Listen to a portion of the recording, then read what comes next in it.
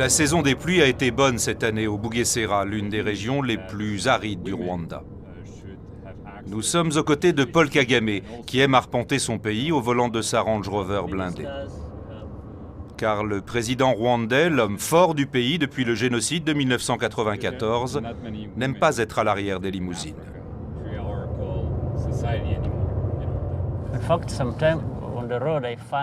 De temps en temps, au bord de la route, je vois qu'il y a un problème. Quelqu'un qui est maltraité. Alors, je m'arrête et je demande « Que se passe-t-il » Cap sur le village de Gashora, à 60 km au sud de Kigali, la capitale.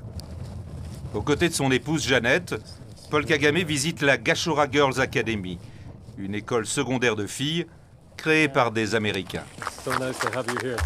Cet établissement d'élite est tourné vers les sciences et les nouvelles technologies, deux des marottes du président. Car Paul Kagame a l'ambition de faire du Rwanda le Singapour de l'Afrique, au risque de placer le développement économique et social avant la démocratie à l'occidentale. Grâce à des citoyens mieux logés, mieux soignés et surtout mieux éduqués, transformer ce pays enclavé et rural en une plaque tournante du commerce régional. Kagame, le président qui tweet, est dans son élément. Nous avons un type de serveur spécial qui permet de poser des questions online. Comme vous avez vu, nous avons la Khan Academy, un nouveau site web qui permet de partager des vidéos et une bibliothèque qui permet l'apprentissage online.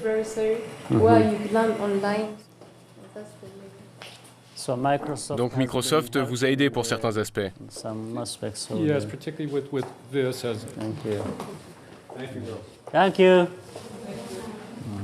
Comme à chacune de ses sorties officielles, Paul Kagame est sérieux, presque mécanique, comme imperméable à toute émotion. Mais au fur et à mesure d'une séance de questions-réponses, un autre homme se dévoile. Maniant l'humour pour évoquer son enfance de réfugié miséreux en Ouganda, puis martelant avec passion à ces jeunes filles de ne pas avoir de complexe face aux Occidentaux. Un « Yes You Can » version rwandaise. Comment pouvons-nous, nous les enfants, contribuer à réaliser votre vision ?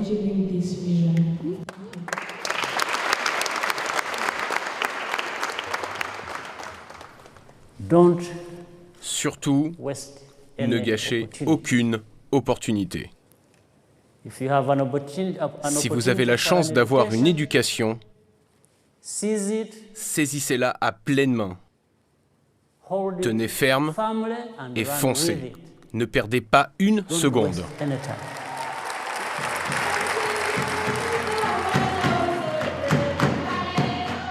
Paul Kagame s'affiche comme un féministe convaincu. Sa fierté, la majorité des parlementaires ainsi que de nombreux ministres au Rwanda sont des femmes. Nous devons accorder aux femmes leurs droits. Et nous devons faire d'elles une part entière de notre nation et qu'elles participent au développement de notre pays. Kagame veut avant tout se tourner vers l'avenir. Mais toutes les routes du pays le ramènent inévitablement aux 800 000 morts du génocide. Ici à Nyamata, 11 000 Tutsis réfugiés ont été tués à la grenade et à la machette par des miliciens Hutus.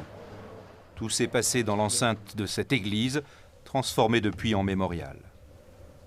Des charniers, Kagame en a vu beaucoup lorsqu'il menait la guérilla du Front patriotique rwandais. Jusqu'au jour où il a demandé à ses combattants d'arrêter de lui montrer des cadavres mutilés pour casser le cycle infernal de la revanche.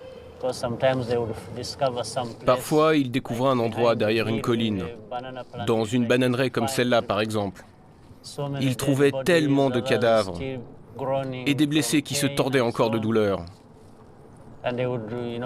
Il m'avertissait et m'emmenait voir.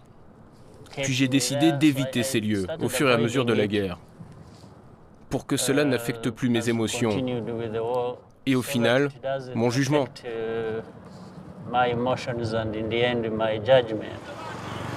Les tensions ethniques n'ont pas disparu et ses opposants lui reprochent d'incarner un pouvoir avant tout Tutsi. Mais Kagame semble convaincu que le Rwanda est dorénavant uni, à l'image de sa capitale, Kigali. Le centre névralgique de ce nouveau Rwanda, c'est la présidence où Kagame, à 55 ans, règne avec une discipline de fer. n'hésitant pas à écarter des proches au nom de l'efficacité. Ce jour-là, il signe des lois favorisant l'investissement étranger. Nous cherchons à rendre le business le plus facile possible au Rwanda.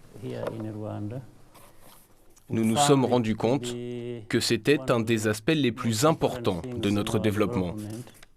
Fini le temps où Kagame défiait volontiers l'Occident. Lui qui avait rompu les relations avec la France pendant 4 ans et s'était brouillé avec l'Allemagne, à cause d'une enquête l'accusant d'avoir joué un rôle clé dans le déclenchement du génocide. Une époque révolue pour l'ambassadeur allemand. Monsieur le Président, lorsque nous nous sommes rencontrés pour la première fois, vous parliez d'une anicroche dans nos relations.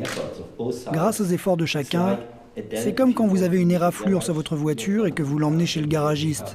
Vous allez la chercher et elle a l'air plus neuve qu'avant. C'est vrai. Je suis très content des progrès effectués depuis ces petits problèmes.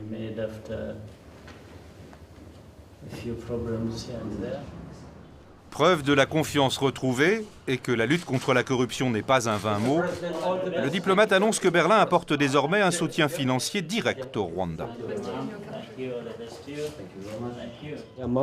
Mon pays a promis sur les 3 ans à venir 60 millions d'euros, y compris un soutien budgétaire. Nous sommes l'un des donateurs bilatéraux qui offrent un soutien budgétaire au Rwanda. 40% du budget rwandais est constitué par l'aide extérieure. En nationaliste ombrageux, Kagame rêve de pouvoir s'en dispenser afin d'être réellement indépendant. Un mot qui a pour lui une signification polémique. Dans un stade plein à craquer lors de la cérémonie du cinquantenaire de l'indépendance, ce 1er juillet, Kagame est venu rappeler que le Rwanda n'a pas gagné sa souveraineté avec le départ du colonisateur belge en 1962. Au Rwanda, c'est seulement au cours des 18 dernières années que nous avons retrouvé la dignité et l'identité que nous avions perdues à 2 reprises. D'abord, pendant l'ère coloniale, et ensuite, ironiquement, au moment de l'indépendance. Paul Kagame a beau avoir troqué le treillis pour le costume, l'ancien rebelle garde un goût prononcé pour la chose militaire et les opérations secrètes, surtout en République démocratique du Congo voisine. Lors de notre séjour, Kinshasa et l'ONU ont accusé Kigali de fomenter des rébellions dans l'est de la RDC, ce qui provoque de nombreuses réunions de crise autour du président.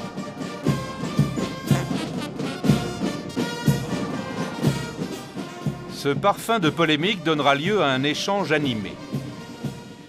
Lors d'un tour du propriétaire informel de sa résidence officielle et au détour d'une question sur les risques d'implosion de la RDC, Paul Kagame se départit de son calme habituel. Je ne sais pas et je m'en fiche. N'en faites pas mon problème, s'il vous plaît. Faites-en un problème congolais ou un problème de la communauté internationale. On ne devrait pas me poser des questions tout le temps sur le Congo. Allez, parlons du Rwanda maintenant, s'il vous plaît.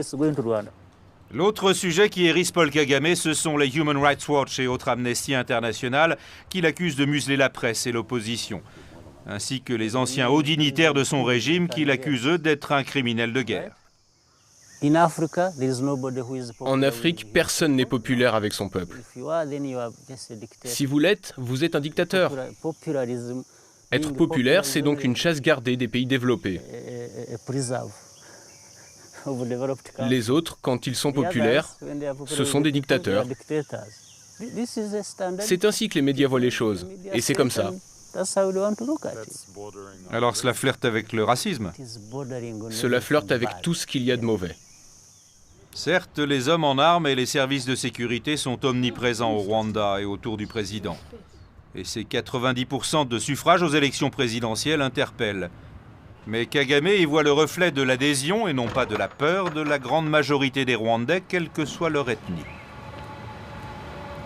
Paul Kagame ne peut pas tout faire. Même si au front, c'est un bon général, sans bons combattants, je ne pense pas que vous allez où que ce soit. Et pour Paul Kagame, un bon soldat ne vit pas dans les rancœurs du passé.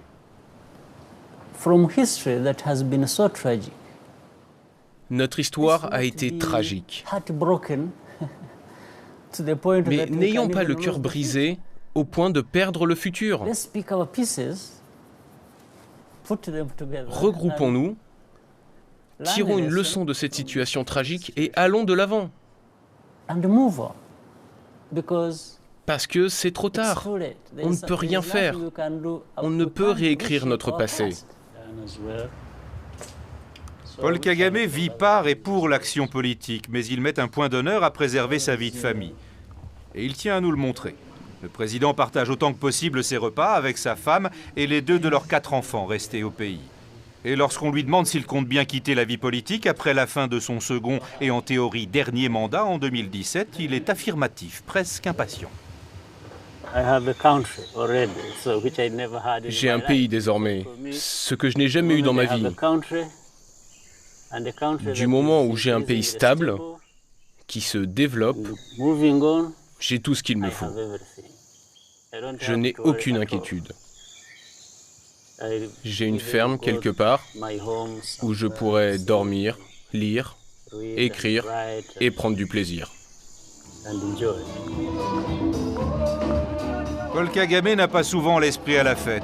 C'est pourtant le cas ce soir lors des cérémonies d'indépendance où il offre une soirée dansante à ses amis dans un grand hôtel de Kigali. Avant de venir, ce fan de football, le club de son cœur est Arsenal, nous confie avoir regardé une mi-temps de la finale de l'Euro. Pour une fois, Paul Kagame enlève son costume de président. Ce soir, des gens sont venus me voir pour me parler de choses officielles. Vous savez, Monsieur le Président, cela fait un moment que je cherche à vous voir. Il y a ceci. Je leur ai dit, s'il vous plaît, excusez-moi, mais ce soir, relaxons-nous tous, soyons heureux et lâchons du lest. Je m'occuperai de vous à un autre moment. Une brève parenthèse dans l'exercice d'un pouvoir auquel il devra renoncer dans 5 ans, si le président tient ses engagements.